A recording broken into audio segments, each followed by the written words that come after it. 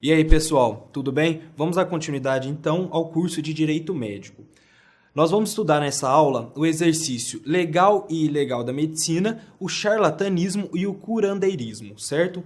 Bom, para a gente falar em exercício ilegal da medicina, nós precisamos saber então qual é o exercício legal da medicina. E para isso a gente vai começar na Constituição Federal.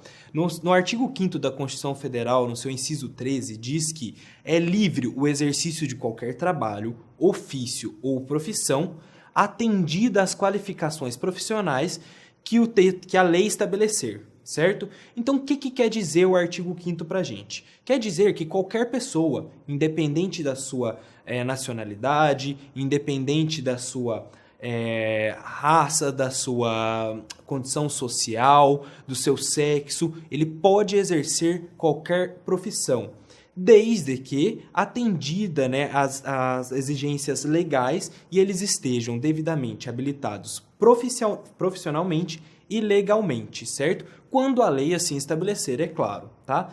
Para o exercício da medicina, como a gente estudou anteriormente, ela é um exercício que é regulado, é bem estudado, então a gente entende, a gente tem normas jurídicas que diz que é necessário o exercício, a habilitação legal e profissional para o exercício da medicina, certo?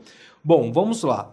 No Código de Ética Médica, no seu preâmbulo, né, tópico 3, diz que para o exercício da medicina, impõe-se a inscrição no Conselho Regional do respectivo estado, território ou Distrito Federal. Então, quando eu disse que, a medicina tem normas legais que estabelecem a habilitação legal para o seu exercício, essa é uma delas, certo? E o que é a habilitação legal e a habilitação profissional? A habilitação legal é a posse e registro de um título idôneo nos órgãos competentes, no caso da medicina, o Conselho Federal de Medicina e o Conselho Regional de Medicina, certo? E uma habilitação profissional. A habilitação profissional é esse título idôneo, certo? Esse título idôneo é uma habilitação profissional que é o doutrinamento em faculdade ou escola devidamente reconhecida. Então é o diploma, é a certificação de que você está apto para exercer essa profissão. Você precisa dessa habilitação profissional, levar ela no Conselho Regional de Medicina, fazer o seu registro e aí você estará habilitado legalmente, certo? O exercício da medicina sem o cumprimento das disposições legais configura crime. E o que a gente precisa entender, então? Que essa questão da regulamentação do exercício da medicina não visa, apenas a proteção de classe. A gente tem escutado bastante isso de que o exercício da medicina quer evitar a concorrência desleal ou algumas coisas nesse sentido, mas não é apenas isso. O exercício ilegal da medicina coloca em risco a saúde pública. Então, a intenção, de se defender, de se habilitar legalmente e profissionalmente os profissionais para as práticas médicas é defender a saúde pública no geral, certo? E mesmo que exercida de forma privada, a medicina, se ela for exercida de forma ilegal, ela acaba prejudicando todo o interesse coletivo, certo? Não é porque ela está sendo exercida de forma privada, o exercício ilegal da medicina, está sendo feito de forma privada, não quer dizer que não afete toda uma sociedade, pois a saúde é um bem maior do Estado, tá?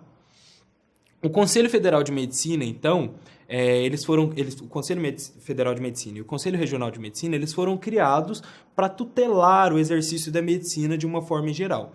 Então, o Conselho Federal de Medicina é um órgão que possui atribuições constitucionais de fiscalização e normatização da prática médica, certo?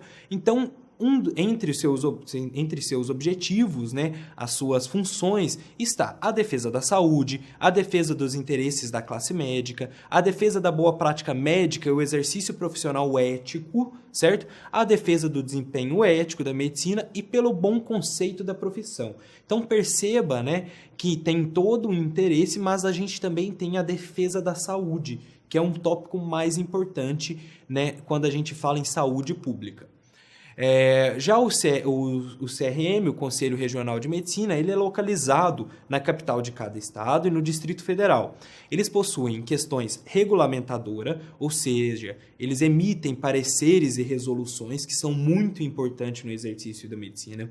Tem a questão fiscalizadora, eles fiscalizam as questões de trabalho dos profissionais. Tem as questões judicantes, né, que são onde são julgados os processos ético-profissionais, então também é uma função extremamente importante.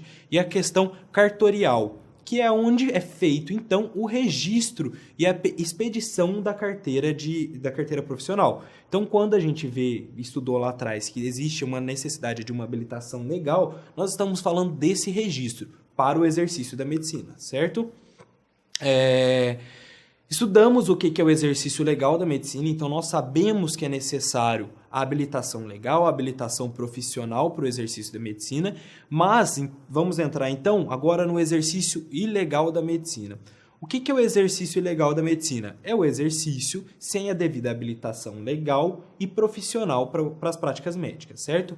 O Código de Ética e Ética diz nos seus princípios fundamentais que o trabalho do médico não pode ser explorado por terceiros com objetivos de lucro, finalidade política ou religiosas. Então aqui a gente já tem uma base do que vai vir no exercício ilegal da medicina, certo?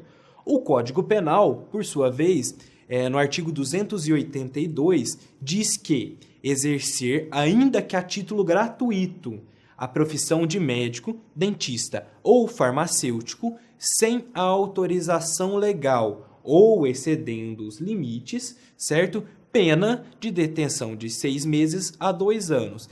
E ainda diz no seu parágrafo único, se o crime é praticado com um fim de lucro, né, aplica-se também a multa. Então a gente tem já a tipificação do crime do exercício ilegal da medicina no Código Penal, no seu artigo 282. Na Lei de Contravenções Penais, né, no seu artigo 47, diz que exercer profissão ou atividade econômica ou anunciar que a exerce sem preencher as condições a que por lei está subordinada, o seu exercício, né, ou seja, exercer a medicina sem o cumprimento da habilitação legal, da habilitação profissional, dos registros, da devida formação, tem uma pena de prisão simples e traz as demais relações desse crime, certo? Mas a gente precisa entender, então, que o exercício ilegal da medicina, ele está tipificado, é um crime, certo? Além de estar previsto no Código de Ética e Ética, ele está previsto no Código Penal e na Lei de Contravenções. Uma questão que eu gosto muito de destacar sempre que a gente vai estudar é o estado de necessidade, certo? Por quê? Já tive questionamentos a respeito, né, da atuação de estudantes de medicina, que tem um estudo por trás disso, mas o que eu gosto de destacar quando eu falo de exercício ilegal da medicina? Eu gosto de lembrar que a atuação, né, o exercício da prática médica por acadêmicos de medicina ou profissionais que estão atuando no ramo médico hospitalar, ou seja, pessoas que estão aptas a trabalhar ali no hospital, sabem de procedimentos, essas pessoas, quando elas estiverem num estado de situação grave, certo? Onde elas estão diante de uma situação que existe um risco iminente de vida, se elas atuarem, certo? Intervirem naquele momento, usando-se de práticas e condutas corretas, certo? Sem exceder, utilizando-se então da postura e da conduta que se espera de um profissional da saúde, ele não será caracterizado como exercício ilegal da medicina, porque percebe, não há uma continuidade, certo? E foi utilizado-se de uma prática médica correta, de uma terapêutica, de um momento correto, sem contar que estava, né, em um risco iminente de vida, a pessoa, o paciente que estava diante dali. Então é interessante a gente ter essa visão, porque cada caso tem que ser analisado de uma forma individual. E no direito médico não é diferente. O doutrinador, né, Genival Veloso de França, ele diz que o que se procura impedir pela sanção penal no exercício ilegal da medicina é que a saúde pública venha a ser ameaçada por pessoas não qualificadas e incompetentes. Então perceba, se a gente está diante de uma situação em que existe um risco iminente de vida, O profissional utiliza-se, né, o acadêmico ou o profissional que tem contato ali, utiliza-se de uma terapêutica correta, não excedeu os limites, tratou de maneira correta aquele paciente, não está em risco à saúde pública, ele não é considerado, então, uma pessoa desqualificada e ele atua com o objetivo de ajudar e não de praticar a medicina como uma profissão. Certo? Na próxima aula nós vamos estudar, então, o charlatanismo e o curandeirismo. Eu aguardo vocês.